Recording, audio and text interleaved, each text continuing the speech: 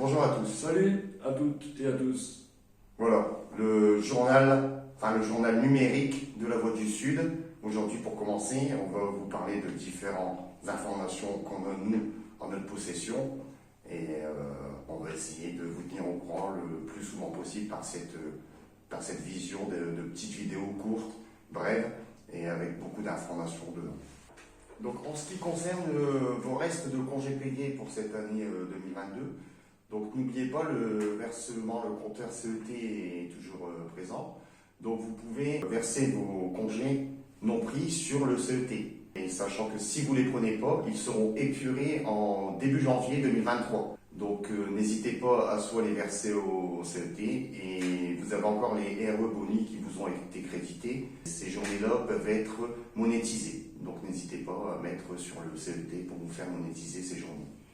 Ouais, le seul moyen de les décaler des congés 2022-2023, c'est soit d'avoir été en longue maladie. Notre possibilité, c'est aussi d'avoir justifié de plusieurs refus sur la box RH. Donc en fait, si vous posez des congés, qui a été refusé plusieurs fois, vous pouvez avec cette justification dire bah voilà, moi j'ai pas pu prendre le congé 2022 là où je voulais, donc vous pouvez décaler jusqu'à 12 jours de CA en 2023 dans ce cas-là.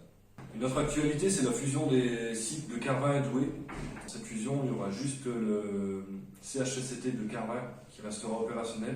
Le CHSCT de Douai est supprimé. Donc en gros, il y a les deux membres CFDT, donc Rosalie Albert, le membre CGT, Fabrice et moi à Sud, on ne sera plus représentatif en instance. Alors les conséquences, c'est qu'on ne pourra plus siéger en CHSCT et faire remonter les problématiques du Douaisis. On espère que les collègues du 62 le feront à nos places et que nous serons entendus quand même par la direction. On nous a promis que le dialogue social ne serait pas rompu avec les organisations syndicales du Douaisis. On verra bien, on tiendra au courant. Un petit rajout par rapport à la fusion des plaques Douai-Carvin. La semaine dernière, il y a eu un comité technique. Et dans ce comité technique, on a réussi à négocier la potentielle présence des membres du Douaisis en tant que personnes qualifiées dans les CHSCT. Donc ça veut dire qu'on pourra intervenir sur les sujets qui nous concernent sur la plaque du Douaisis. Donc c'est déjà une bonne avancée et aussi notre présence dans les réunions mensuelles ou bimensuelles qui arrivent assez régulièrement, les RDSL on appelle ça. Ensuite, une petite mise au point au sujet des accords. Oui, Sud a bien signé un accord, mais c'est l'accord social. C'est-à-dire qu'on a signé pour que chaque facteur, en fonction des PT qui ont été supprimés à la dernière réorg, chaque facteur touche une prime. Alors je crois que son montant c'est 60 €. Donc c'est juste ça qu'on a signé, on n'a pas signé l'accord de réorg, c'est juste l'accord social. Ouais, l'accord de réorg, on s'y opposait fortement, donc on a essayé de tout faire pour que cette réorg ne passe pas, mais bon, malheureusement on n'a pas réussi là-dessus, mais l'accord social, il n'y a aucune raison de s'y opposer, enfin, à moins de dire que les collègues, bah, ça sert à rien de ne pas avoir 60 €, quoi. C'est un peu con. Bon, maintenant on va vous parler du plan de production. Donc en fait, tous les 4 mois, la Poste fait une estimation du trafic qui va arriver via des calendriers. Et si le trafic est inférieur à 90%, on avait des journées de sécap supplémentaires. Donc là, la Poste a décidé de l'enlever. Donc oui, c'était prévu de faire des formations à la place du plan de production, mais avec le trafic actuel et le manque de personnel, bah, malheureusement, on n'a pas accès à ces formations, quoi. Donc ensuite, en ce qui concerne la nouvelle gamme courrier à partir du 1er janvier 2023, donc on va rester un petit peu vigilant là-dessus et vous tenir au courant. En ce qui concerne, disons, la distribution pilotée, est-ce que ça va changer beaucoup de choses pour les facteurs? Est-ce que le trafic va au contraire diminuer fortement?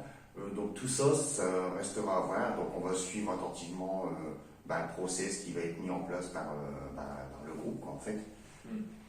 Et on va rester vigilant aussi sur un autre point, c'est qu'on vient de passer en réorganisation au mois de juin 2022 et la direction nous a affirmé qu'il n'y aurait pas de réorganisation avant juin 2024. Donc voilà, nous on avait peur aussi qu'il y ait, avec la fusion des CHSCT, qu'il y ait une tentative de faire une réorganisation avant la nouvelle organisation, donc on va rester vigilant là-dessus. La nouvelle gamme courrier, c'est quoi? En fait, c'est juste le délai d'acheminement qui va changer. Donc la lettre rouge est amenée à disparaître, sauf sur le site internet. Donc vous pourrez faire partir votre courrier en lettres rouges que sur Internet. Il n'y aura plus de timbre à la vente. Et au niveau de la lettre verte, elle passe du J+2 au J+3. Les recommandés, c'est la même formule, pourront passer en J+3 aussi. En espérant que tout ça vous ait un peu plu, on vous donne rendez-vous à l'année prochaine. Bonne fête de fin d'année. Salut. Allô.